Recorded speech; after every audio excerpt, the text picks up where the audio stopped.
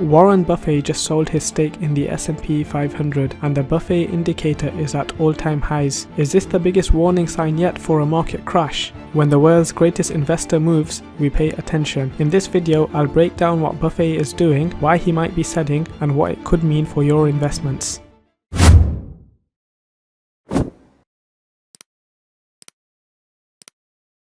Welcome to the channel, friends. Before going into this video, I do want to mention that none of this is financial advice. Today we're going to be going through Warren Buffett and some major changes in his portfolio, and sometimes it's a good idea to see what some of these super investors are doing with their portfolios. Number one, to give us ideas in our own investing, and number two, to make you curious and make you do more research as to why some of these investors are making the changes that they are making. After all, these super investors manage millions and billions of dollars, so learning from some of their moves will benefit us in our own investing journeys. If you haven't already, please like and subscribe to help this channel grow. Alright, so let's go straight in. Who is Warren Buffett? Warren Buffett is one of the most well-known investors in the world. He's one of the richest in the world as well. He bought his first stock at the age of 11 and he has continuously been DCAing into value stocks ever since, and that's how he's created his legacy. And now he is the CEO of Berkshire Hathaway, an asset management company with a portfolio size of over $370 billion.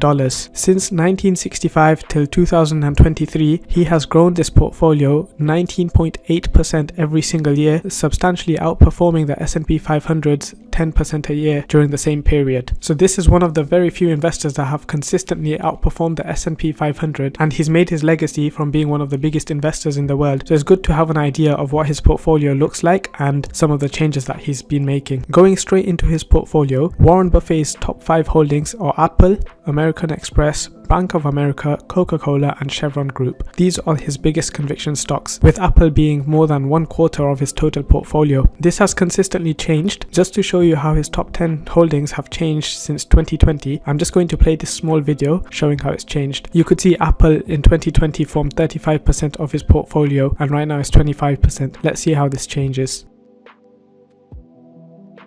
So he's increasing his Apple position.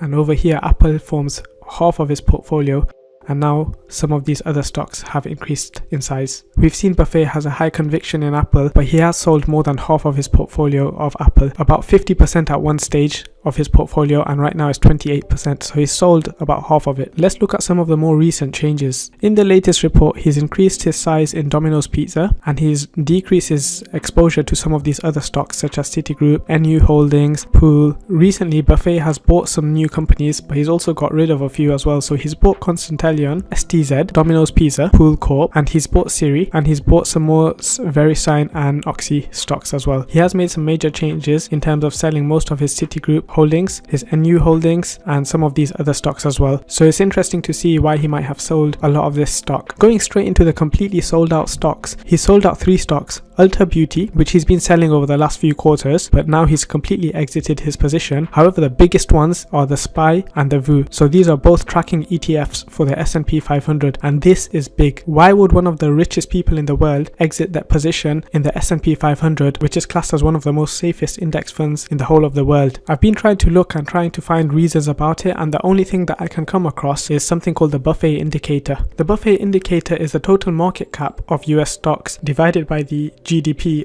of the US. GDP is the total market value of all the finished goods and services produced within a country within a specific time. So think of GDP as the size and the growth of a country's economy. So when we apply the total market cap divided by the GDP, if a company is growing, you'd expect the GDP, the denominator, to be bigger, and so the actual value of this ratio should be smaller. When this ratio starts becoming bigger, it means the total market cap is much higher than what the GDP is. And from looking at this chart, going back from 1980 until today, in red you've got the chart of the S&P 500, and in blue you've got the Buffett Indicator, the total market cap divided by the GDP. There's been times where there's been spikes. There's been spikes here, here, here, and what we've got right now. This ratio is currently at all-time highs, and since last year he's been consistently increasing his cash position, and maybe this might be a reason why the Buffett Indicator being at all-time highs means that the country's GDP is not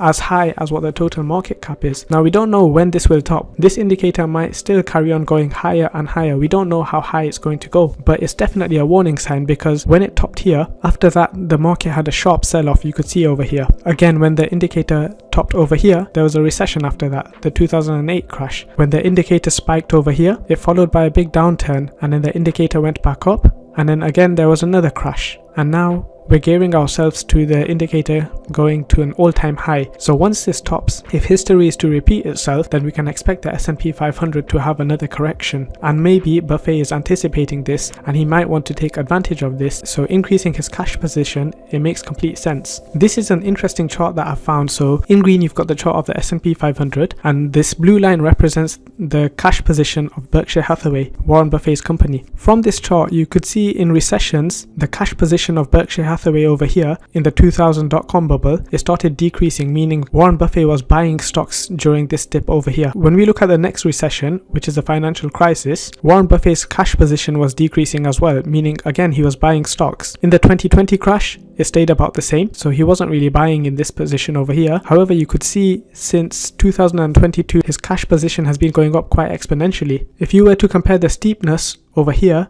versus over here, it's much more steep. So he's selling much more aggressively right now than he has been over the last 10-20 years. It's very interesting to see. So does this mean a crash is coming? Currently the S&P 500 is at all-time highs, but we're still sitting at fear in the fear and greed index. I personally feel we're due for a stock market correction because stocks have been going up in a straight line recently. However, there's no signs of a major correction yet, because the S&P 500 is still trading above this bull market support band. Every time it gets to it, once the S&P 500 starts closing below the bull market support band, that would be the time to be cautious, and that would be the time to look at things again. But at the moment, nothing fundamentally in the market has changed. Recently the US inflation has slightly increased. However, there's no trend yet. We need to see future inflation figures to see whether this is a continuation of the trend or whether it starts coming back down again. So the markets currently is at all-time highs. Investor sentiment is still at fear. Warren Buffett is increasing his cash position, and other super investors are also following suit as well. What does this mean for your investments? It's good to be cautious. It's good to have a position in cash so that when market corrections do happen, you can take advantage of them. However, if you were to sell everything right now, you need to be quite disciplined, because the S&P 500 might continue going up from here, and if it does, then you need to think to yourself, how would you feel? Would you regret selling? Would you get FOMO? And would you convince yourself to then buy at the new tops? Because if that's the case, then it's best to just continue holding the S&P 500 and the US stocks. However, if you're in a good profit and you've got that discipline and you're not too emotionally attached to things and you don't care what other people are doing, as long as you're hitting your goals and you're starting to achieve